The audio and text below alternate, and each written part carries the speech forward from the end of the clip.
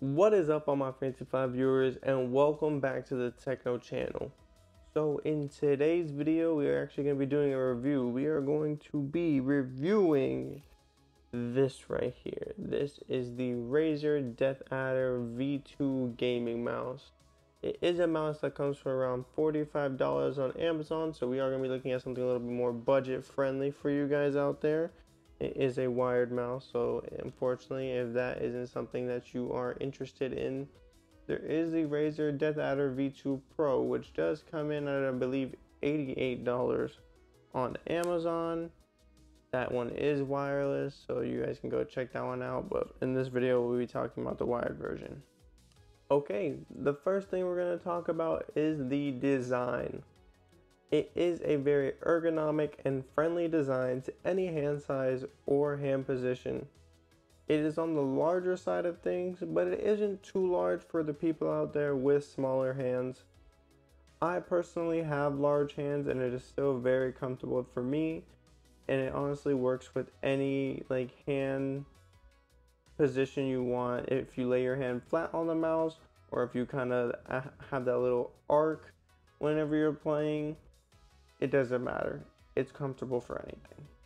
There is rubber on both the left and right side of the mouse for some grip, while the top has this matte finish, which to me looks extremely nice. Adds a little bit of gloss in there. Both mouse sides have this small upward lip for a little bit extra comfort. So that way, whenever you have your hand on there, it isn't just flat. There actually is a little bit of a dip. Now, compared to other mouse, I believe, in the Deathadder series, they did change it up a little bit with the V2. It's not a more aggressive curve anymore. It's a little bit flatter going down, and then it lips up very slightly. So that was good on Razer's part. And underneath the mouse, there are these smooth plastic pads so you can glide or throw the mouse as easily as you want. Yes, I said you can throw it, for all you ragers out there who constantly have to be buying new mouse because you break yours. Now I'm going to give you guys a sound test so you can hear what the mouse sounds like for yourself.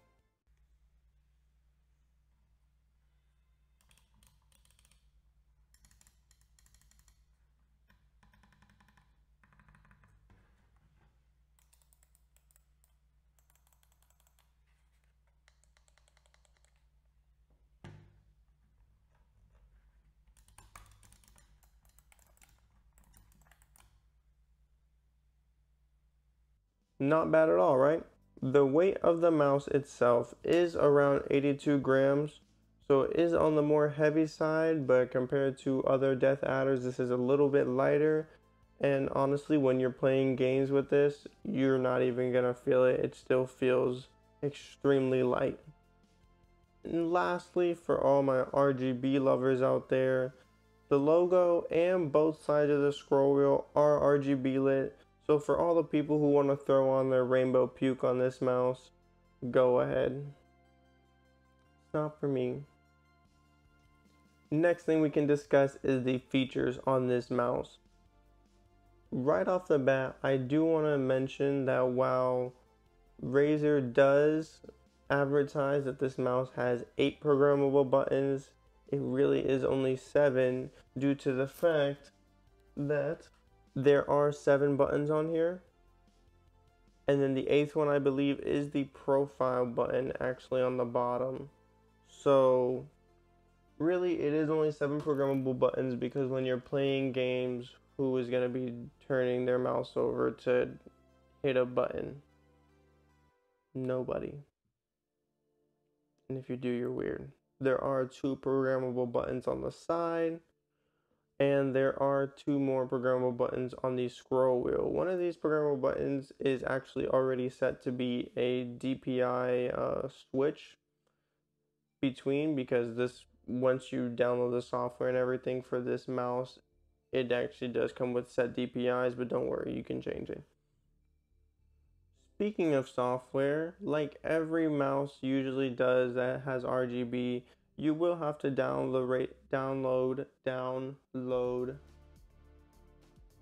You will have to You will have to download the Razer Synapse software in order to change the RGB and the programmable buttons. But don't worry, this mouse does actually come with a little bit of everything once you download that software, because you can do things like set macros, set key bindings. Honestly, it is really nice. The V2 also includes Razer's optical switches. For those of you who don't know what that is, Razer's optical switches just allow the response time between your mouse and PC to be faster, so you don't have much delay while you're playing your games.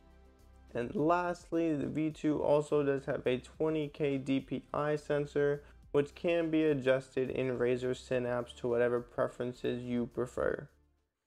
With all that being said, this is going to be the end of the review.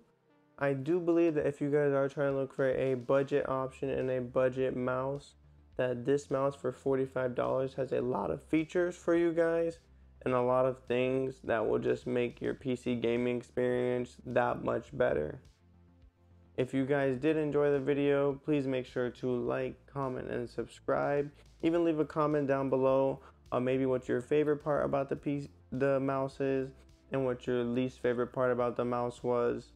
I know for most people the wire connected to the mouse is going to be a no-go, but honestly, if you really are trying to budget and don't have that much money to spend, a mouse like this for under $50 is the way to go, even if it is wired. And if you do have the money, go ahead and go for the $88 wireless version on Amazon.